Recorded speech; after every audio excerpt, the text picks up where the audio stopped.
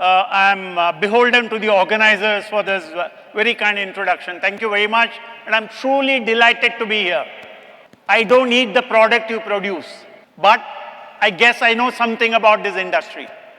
And I want to share my thoughts on the future of this industry and some very specific issues relating to price fluctuations of feed material. And therefore, over the next 30, 35, or maybe 40 minutes, I would share my thoughts with you on this subject. All right, so my topic is strategies for assured feed supplies and management of feed price volatility. I'm going to start by talking about the global macroeconomic setting, which is very important.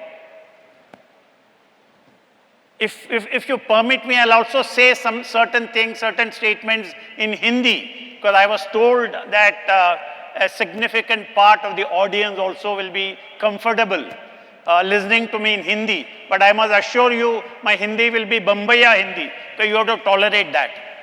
तो पिछले 2 या 3 साल में हमने देखा है दुनिया में we have had tidal waves of problems, of challenges. 2020 और 21 में हमने देखा था पैंडेमिक, कोविड-19 पैंडेमिक का बहुत बढ़िया चैलेंज, जिसका असर हमने देखा था पोल्ट्री इंडस्ट्री का ऊपर. So this 2020 and 21, the pandemic challenge obviously impacted the poultry industry across the world and certainly the Indian industry. Yet, as speakers mentioned, Indian agriculture in general and certainly the poultry industry in particular was fabulously resilient. Agriculture and allied sector became a beacon of hope for our country. And therefore it has survived, and that shows the resilience of this industry, which is very important. But in 21, second half of 21, because of large-scale vaccination around the world, life started to normalize. And then central bankers and various governments started to give stimulus packages, started to drop interest rates to very low levels, जिसके वजह से दुनिया में liquidity बढ़ गया. Liquidity बढ़ने से prices started to rise because too much money was chasing commodities. Within this, we had El Nino for 2 successive years. We had, I beg your pardon, we had La Nina. We had La Nina for 2 successive years, which impacted soybean crop and corn crop in Southern America, in South America, and Brazil and Argentina. That created very tightness of supplies. So on the one hand, there were supply side problems. On the other hand, we had too much of money. And even as we thought that we are going to get out of all this, इस साल में March महीने से we have the Russia-Ukraine conflict, which has again spooked the commodity markets. जिसके वजह से Black Sea region जो है, वहाँ से we get a lot of wheat. That region is a big exporter of wheat, is a big exporter of corn. And so much of wheat and corn are not available for the world market, which has again resulted in a price rise. And therefore, huge amount, high liquidity, weather-related issues, La Nina-related issues, and of course the war situation, all this combined to disrupt the global supply chain. And as a result, prices have risen very substantially. And I know for the poultry industry, feed prices are a very critical and very substantial part of the cost of production. And if feed prices start to rise, I think their economics would actually go out of the window. And that's something that's a reality. Therefore, as a part of my presentation, I'll talk about how this industry can manage feed price volatility. There are various strategies. Now, there are some statements which, of course, are very well known. Poultry is a part of the Indian ecosystem, agriculture ecosystem. It's been growing at a certain robust percentage, 6, 7, 8, or 9. In some years, it's even grown at double digit. The entire livestock sector itself has been growing at a CAGR of close to 8% in the last 6 years. And egg output has been growing at about 7.6%. And the industry turnover has been rising. All these statements are well known. Therefore, I'm not going to dwell, but I just wanted to flag this very importantly. Someone mentioned, I think Dr. Basu mentioned about the number of poultry in our country. This is a part of a parliament question answer that I found. It's up 17%. It's been growing, of which commercial is 535 million and backyard poultry is about 317 million. Absolutely rapidly growing sector. And my sense, very strong sense, that I've been talking to industry leaders कि ये जो poultry sector है, इसका जो growth phase is just starting. पिछले 10 साल में जो भी हुआ, जो भी growth rate था आपका, इससे ज़्यादा growth rate होगा आगे 10, 12, 15 साल में. That's the kind of potential that this industry has. And in the next 5 years, I'm sure this industry's turnover will be close to 35 billion or even in excess of 35 billion. And khas karke for this country at this point of time, this sector is so critical because we need to generate jobs. Not enough jobs are being generated. And because this sector is fairly labor intensive, this is a sector which can absorb more jobs, which will obviously accelerate the growth rate of this sector. And particularly from a demand side, आप देखिए हमारा demographics, the age profile of the population, evolving food habits of the population, urban incomes, all this combined to drive demand for this product.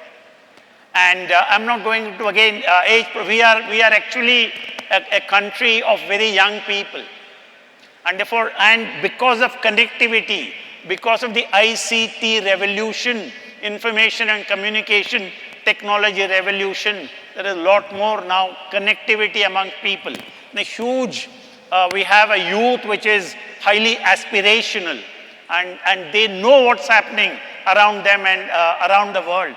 And therefore, their food habits, their lifestyles are changing rapidly. And one change in food habit is moving towards consumption of poultry products.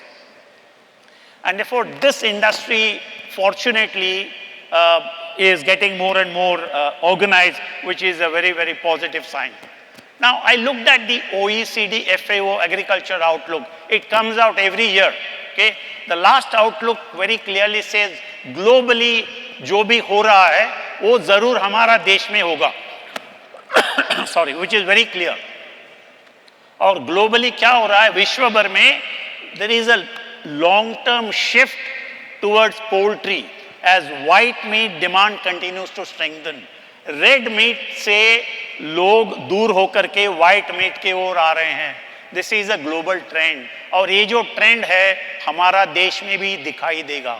Maybe we will feel that with a lag from the Western world. But this is an inevitable transition. People are moving from red meat to white meat, and that is exactly where demand for this product, demand for poultry is going to increase. And particularly, खास करके हमारा भारतवर्ष जैसा देश, which is a middle income country or even a lower middle income country, very clearly lower price means higher demand. We are a price conscious market. We are a price sensitive market. Therefore, lower the price of a food product, higher will be the demand. And therefore, protein meat, poultry meat is projected to protein meat consumption is certainly projected to increase. और खास करके हमारा देश में कुपोषण है, right? Malnutrition, undernutrition is such a serious issue.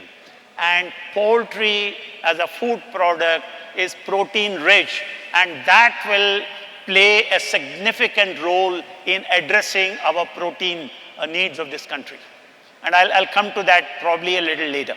Okay, and again, what OECD FAO report has said, poultry meat consumption has risen virtually in all countries and regions.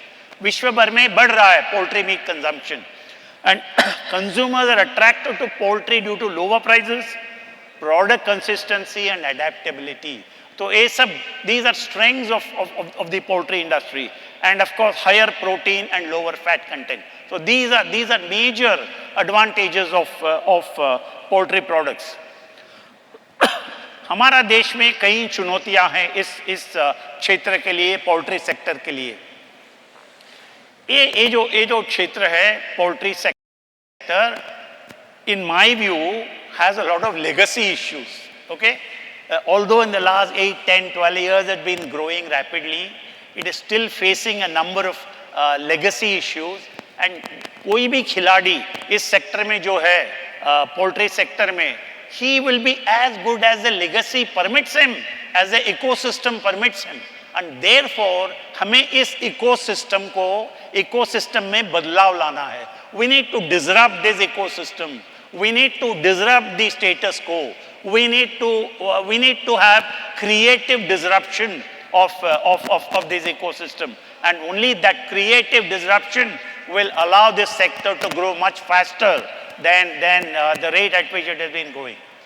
We have, for example, in agriculture in general, in our country, land constraints. We have water shortage. More importantly, we have climate change.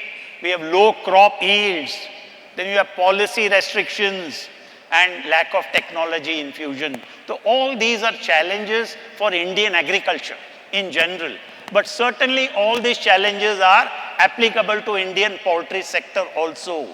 And therefore we need to address, we need to see how best to address these challenges. And these challenges can be addressed. It is possible to address these challenges. For example, land constraints. We are 16 to 17% of the world's population sitting here in India, but we have only 3% of the world's land resources. 17% population, 3% land is a big mismatch. Yet we have something like 140 million hectares of land for cultivation, and we cultivate in both Kharif and Rabi season. Our land use intensity is 1.3. It can easily go up to 1.6 or 1.7. When you increase your land use intensity, you can actually produce more. We need to be looking at that. Our agriculture policies, agriculture ministry must particularly look at how best to increase our land use intensity. And when we raise our land use intensity, there will be more demand for seeds, fertilizers, agrochemicals, for water, and agriculture credit. Therefore, we need to bring all that together and address that issue. Same with water shortage. Climate change is again a big problem. As a tropical country, we are highly susceptible to the adverse consequences of global warming and climate change. And therefore, we need to research how best to prevent this industry from getting affected by the adverse effects of global warming and climate change. Take wheat, for example. Indian wheat is at the limit of heat tolerance. Any increase in mean temperature in growing regions in the month of Jan and Feb will actually reduce yields. And we saw in just a few months ago how in the month of March, heat wave actually resulted in a sharp decline, a 10% decline in wheat production. Same with corn. Indian maize is at the limit of heat tolerance. Therefore, we need to research, spend money on researching wheat and maize seeds which are drought tolerant, which are heat tolerant. I don't know whether we are spending enough research dollars on these areas, but this is extremely important. And the crop yields are low, which is where technology should come in. There are also policy restrictions, etc. Okay, I think I'll go. Now, feed market stakeholders also face a number of challenges. One for them is the uncertainty of raw material availability or feed availability. And second is the affordability. Prices have been fluctuating, and in the last 2 years, prices have been going northwards. तो feed का भाव पिछले 2 साल में बढ़ते जा रहा है, उससे कोई राहत मिलने का उम्मीद भी नहीं है. And therefore we need to look at how best to reduce the volatility in feed prices and ensure better availability, better affordability, and easier access for the feed sector stakeholders. So obviously, as we all know, the feed prices impact the cost of production, क्योंकि on the total cost of production of poultry products, feed prices are substantially high. और एक चुनौती है demand fluctuation. Demand keep fluctuating क्योंकि हमारा market है, हमारा देश है, हमारे उपभोक्ता है, they are highly price conscious. If prices go up, there'll be a drop in demand. There are other seasonal factors, like certain months of the year people don't eat meat, etc. All that is known. But the sensitivity to prices, the price consciousness of consumers is something we need to take on board. And then ask yourself a question: do we have the right policy environment for a rapid growth of this sector? How best to leverage the potential of this sector to create more jobs, create better products, reduce the cost of production, and increase the top line and bottom line of this industry, which can contribute to the GDP of this country. I think we need to take a holistic approach, an ecosystem approach for this sector to come up with a long-term policy. I will share some of those points a little later. Most important, I want to mention that एक सबसे बड़ा चुनौती इस sector को आने वाला है आगे जाकर के, in my view, is plant protein. My own analysis, I'm not giving you the numbers now, but my own analysis shows that animal protein is more expensive, substantially more expensive than plant protein. And world over, particularly in developed economies, plant protein is becoming more and more popular. Huge research dollars are being spent, and a lot of demand is generated for plant protein. As I said, people are moving away from red meat or meat in general, and therefore plant protein becomes extremely important. That trend in the Western world will sooner or later, and in my view sooner, come to India, because I know a lot of people in the protein industry are working on plant-based protein production, and that can actually challenge the dominance of poultry protein in our country. Therefore, it's extremely important for the poultry industry. आपको सोचना पड़ेगा how best to reduce the cost of production. And when you say how best to reduce the cost of production, इसका मतलब है how best to get feed at lower prices or more affordable prices. We'll come to that. Okay, all right.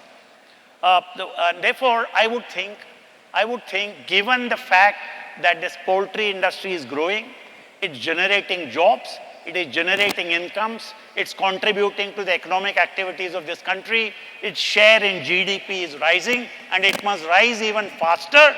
I would think the poultry industry definitely deserves support. And therefore, this industry, the poultry sector, the entire ecosystem, I would argue that needs a stable, predictable, long-term policy for sustained and sustainable growth. Mr. Basu talked about sustainability. And therefore, when we talk of sustainable growth, there are so many different dimensions to sustainable growth.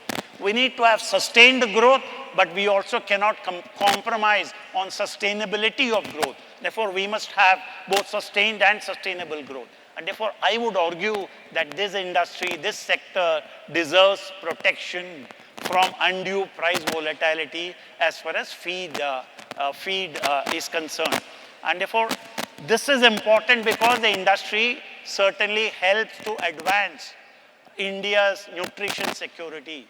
There is pervasive undernutrition, pervasive malnutrition, a serious protein deficiency across India. And this is an industry which is trying to meet that shortage of protein. It is an industry which delivers nutrition to people. And therefore, from a nutrition perspective, this is an industry that certainly deserves support.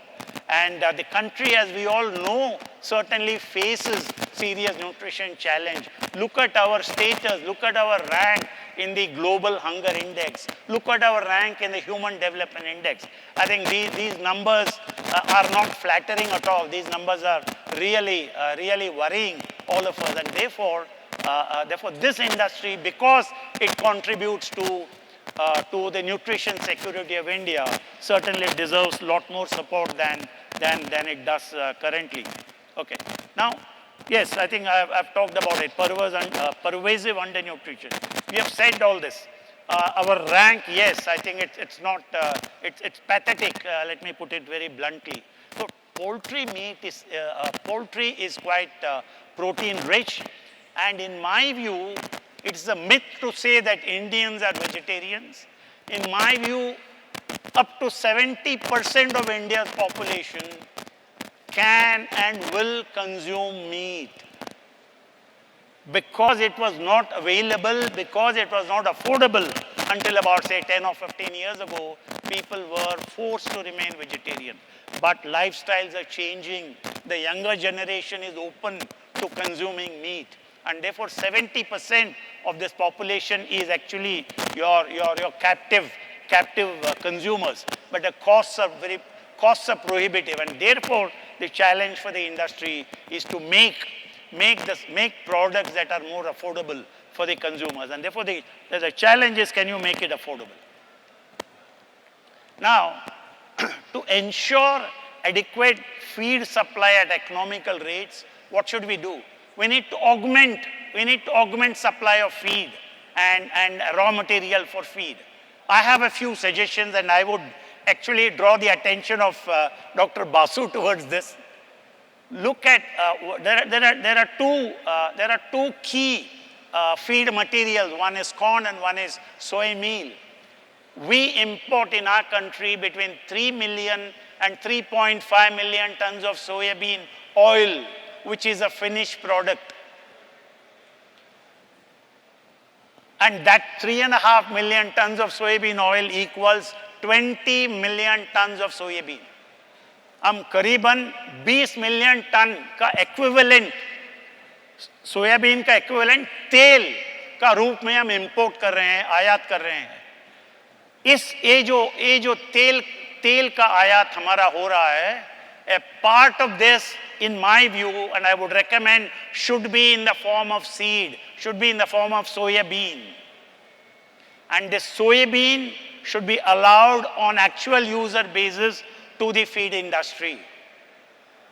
And I think this is an extremely important recommendation in my view. I would like the government of India to seriously consider this because this is what is going to help the poultry industry.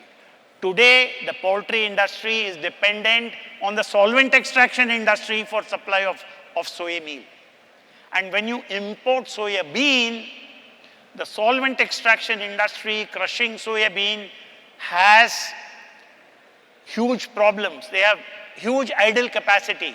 They have invested huge amounts of money in building solvent extraction capacity, but they don't have raw material. They don't have enough raw material in this country. And by replacing a part of the oil import as soya bean import, there will be multiple benefits. You can actually use the idle processing capacity. You will get oil on the one hand, which is required in our country. You will get meal, which is required for the poultry industry. And therefore, I think the bean import has multiple benefits, and I would strongly recommend that this industry body takes it up with the government of India to partially replace soybean oil import with soya bean import. Okay. The second one, I would think government needs to act. And क्या करना चाहिए सरकार को? सोया मील import जो दिया था 12 lakh ton का last year, मैं समझता हूँ it was a very progressive step, very timely and very progressive step. मैं जानता हूँ उसमें कितना वो तो आसान नहीं था, but the industry succeeded in getting that opened. और मैं ये भी मानता हूँ ये जो कंट्रोवर्सी है, ये विवाद है, GM नॉन GM, ये तो इश्यू है ही नहीं. This is an unnecessary issue which is bothering policy makers. I believe it is a non-issue. हमारा देश में 2002 से 2003 से we are growing BT cotton. We produce every year 10 million tons of BT cotton seed which is crushed into oil, 1 million tons of oil, and then you also have cotton seed meal which goes into animal feed. पिछले 20 साल में हमने एक भी case नहीं सुना है of any adverse effect of cotton seed oil or cotton seed meal on either human health or animal health. And the soybean oil that we import is actually from out of genetically modified soybean. And therefore, I think this issue should be a non-issue in my view. And therefore, I would also think that the clearance given by the Genetic Engineering Appraisal Committee for GM mustard is actually a welcome step, and we should embrace technology. Without technology, our agriculture and the agriculture ecosystem and the allied industries are going to face a very big challenge. And therefore, मेरा सिफारिश होगा, you need to allow actual users to import either soya bean, crush them locally and get the meal, or allow soya meal itself directly. I think this is something which will help all those all the players in the poultry industry. The second point I want to make, and unfortunately Mr. Basu is not here, I would want him to hear this. There is something called DDG, dried distillers grain, which is corn. Corn से जब ethanol निकाल के जो बाद में रहता है, it is called DDG, dried distillers grain, and that is something which can go for poultry feed. And if we are not allowed to import DDG, I would beseech the government of India that open up DDG import, allow free import of DDG, and that again will reduce the price volatility of corn in our country. For soybean, I would recommend soya bean import or soya meal import, allow import of DDG in place of corn, which will reduce the domestic volatility in corn prices. And of course, I would strongly urge that the government and industry must engage more closely and discuss this issue. And we need to take policy decisions more rapidly than at present. Then, जैसे सरकार के लिए एक या दो सिफारिश है, industry के लिए भी, उद्योग के लिए भी मेरा एक या दो सिफारिश है. वो क्या है? The industry must plan for assured availability. आपको सोयाबीन चाहिए या सोया मील चाहिए, आपको मकाई चाहिए, और आपको you don't want price fluctuation. So what should you do? You should produce your own soya bean. You should produce your own corn or maize. You should undertake, large players in particular, should undertake contract farming. और contract farming कोई जादू नहीं है. It's simple. मैं contract farming किया हूँ in cotton some 20 years ago. For it is not magic. It is doable. Large players, I would beseech large players, suggest strongly to large players that they must set up backward linkages for corn and soya production. You need to work. You don't have to work with 1,000 different farmers. Work with farmer producer companies. हर एक farmer producer company में 400, 500, 600, 1000 किसान जुड़े हुए हैं. तो आप farmer producer company का साथ कॉन्ट्रैक्ट करिए, and they will produce it for you, and then you can actually supervise what they do. Please seriously look at contract farming for soybean and for corn, which will give the industry captive availability. And if I'm willing to offline engage with the industry, I have a model how this can work. Contract farming model can work. and we can engage and talk about it. And then contract farming, mein, how do you price the product? There are techniques available for that. And there is something called on-call contract. I'm not going into those details, मगर उसका pricing कैसा होना चाहिए, उसके बारे में भी हम offline बात कर सकते हैं with the industry representatives, which is important. Therefore, we are asking the government to act. I'm also asking the industry to act.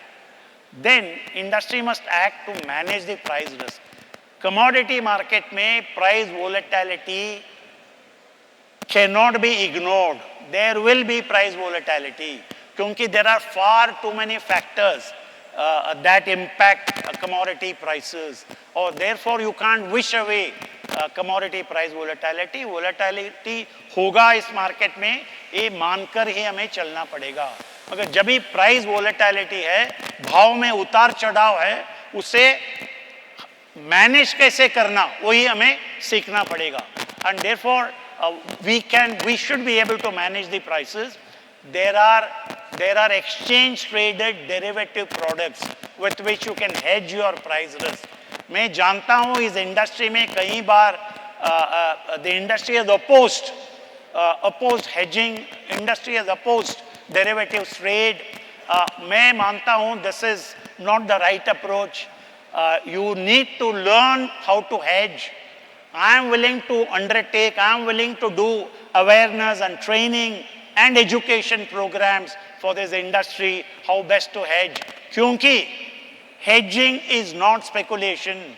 Hedging सट्टाबाजी नहीं है. आप hedge नहीं करोगे तो फिर आप सट्टाबाजी करते हो. Hedging is not speculation. Not hedging is speculation. When you don't hedge your price risk, you are actually speculating on the market. And therefore, please remember, and this is not rocket science. हम आसानी से सीख सकते हैं how to manage the price risk so that your built-in profit is protected. It is like an insurance. And therefore, derivatives trading is certainly like an insurance. और एक मैं बताना चाहता हूँ. I am on the advisory committee of SEBI, and I work with a number of exchanges. We can even design contract called delivery-based forward trading. तो ये जो delivery based forward trading में कोई financial investor नहीं होगा. There'll be only sellers and buyers, and there'll be compulsory delivery at the end of the contract period. Therefore, you can take forward position, and you can ensure that there is delivery. It's called delivery based forward contract. Therefore, the last point here is hedging is not speculation. Not hedging is speculation. So please seriously consider this. और एक मुद्दा industry representatives ने बताया मुझे, food for fuel. काफ़ी diversion हो रहा है आजकल of edible food grains and particularly corn for biofuel purposes, for ethanol purposes. एक बड़ा सवाल है इसमें, is it socially desirable? Is it economically desirable? Is it ethically desirable in our country? हमारा देश के लिए क्या ये सही पॉलिसी है? इसके बारे में हमें सोचना पड़ेगा. अभी अमेरिका में America is the world largest producer of corn. वहाँ मक्का काफ़ी डाइवर्ट होता है एथेनॉल उत्पादन के लिए. But America is a surplus economy. हमारा इकोनॉमी सरप्लस नहीं है. क्या ये उचित है that we divert a part of our corn, etc. for ethanol production? Think about it. This is something policy makers have to seriously consider. And therefore, we need to have a debate. The industry must talk to the policy makers and say that in our country, given our production levels and our demand levels, this is not a desirable policy. Okay. So, I would think actually that this industry needs, actually इसमें और एक शब्द आना चाहिए था, government, industry, research. All the three will have to work together, will have to come together, and there has to be an interface on an ongoing basis. Government, industry, research interface is something I would very strongly recommend for this industry, which I suspect is lacking. We need to have an institutional arrangement for this government-industry interface so that this sector gets appropriate policy inputs and research inputs and grows more rapidly. And also, I would think this industry, even the large players, they lack a certain commercial intelligence about commodity markets, about, for example, soybean or about corn, which are critical feed material. They need to have a lot more commercial intelligence about the global market dynamics, about the domestic market dynamics. What are the factors that drive this market? And what is going to be the outlook for the market, say in the coming 1, 2, 3 months. And they will be then able to manage their price risk far better. They'll be able to manage their inventory better. They'll be able to manage their production better.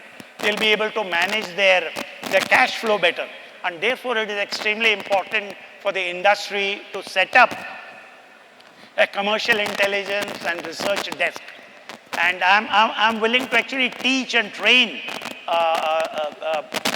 individuals or institutions or companies how to track global market dynamics. That's the job I do all the time. But I give price outlook and I give market outlook. I'm willing to help this industry. Okay.